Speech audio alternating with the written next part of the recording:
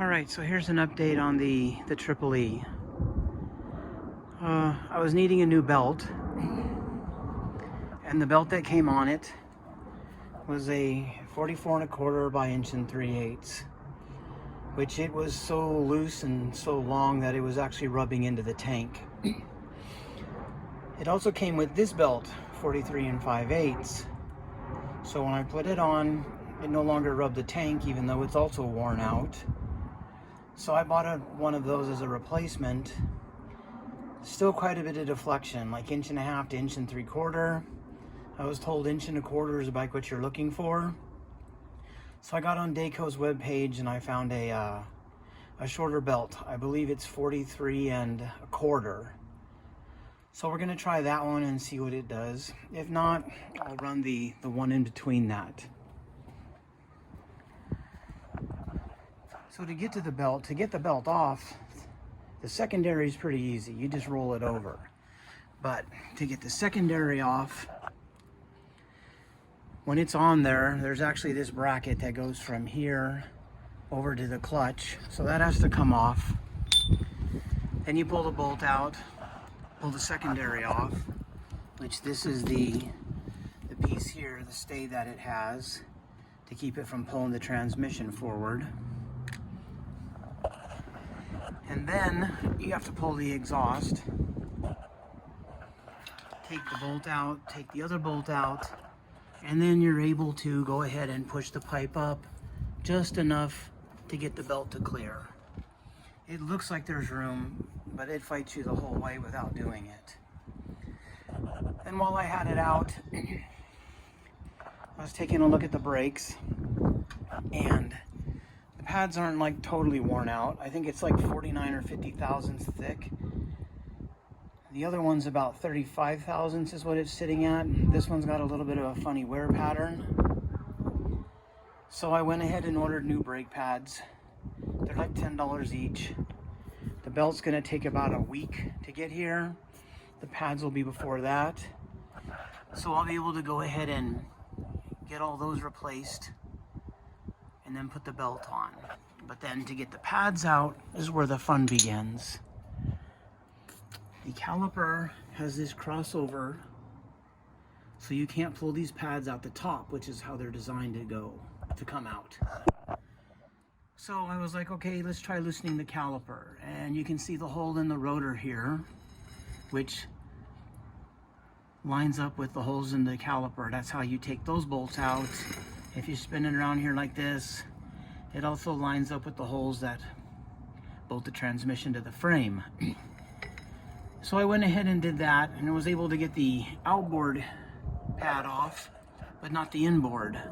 So then I went ahead and loosened the bracket here and took the bolt out for the lower mount of the bracket, which is like way down here. Still wouldn't come out. So I came over to this side, and again, there's your hole.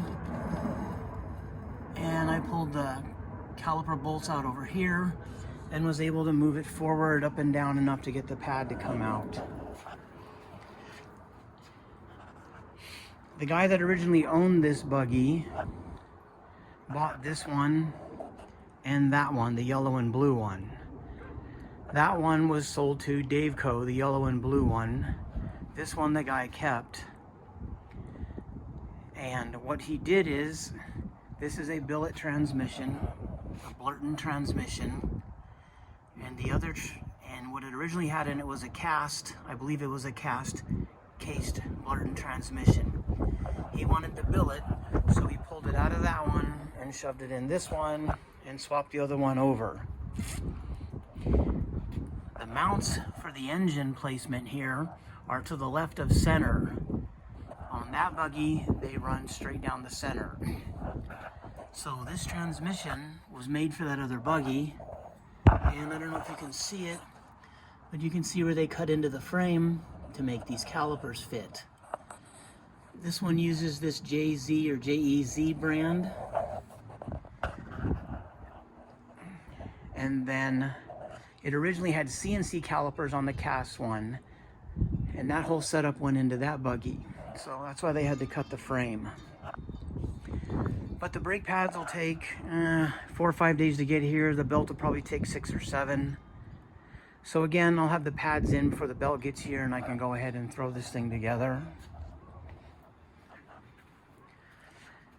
And I figured, well, since you got it apart, you might as well go ahead and replace the packing.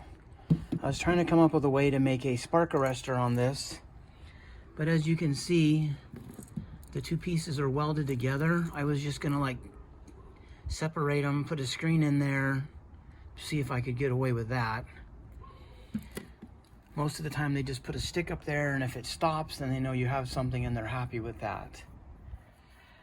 But I'm not gonna cut into that, and we'll just run with this and see what happens. And then I have this light here, which is a 10-inch rigid. This is the original lights on the buggy, the 9-inch CB Super Oscars. They do work. They are only, though, 55 or I think it's 55 watt halogen bulbs. So they're okay, but they're 30 years old. With the rigid, and you can see the mounts that they have there. I'm just gonna get 2 of those mounts, have somebody weld them here, and then I can mount this rigid between them.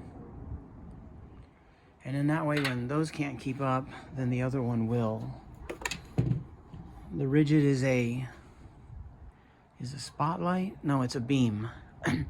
So I don't ride much at night, but if I ever decide to, or if I sell it, whoever gets it can take it all or nothing. But all in all, it's coming along. It's mostly just a lot of little things right now. I figured I might as well put a new belt on it while I have it. And here's a picture of where it was rubbing. So when the belts let go on these things, they always smack the tank.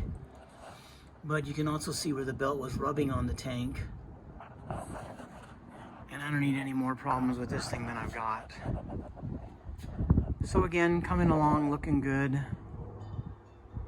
The water pump belt, I got that a while back, went ahead and tossed that on, it went well. That was easy.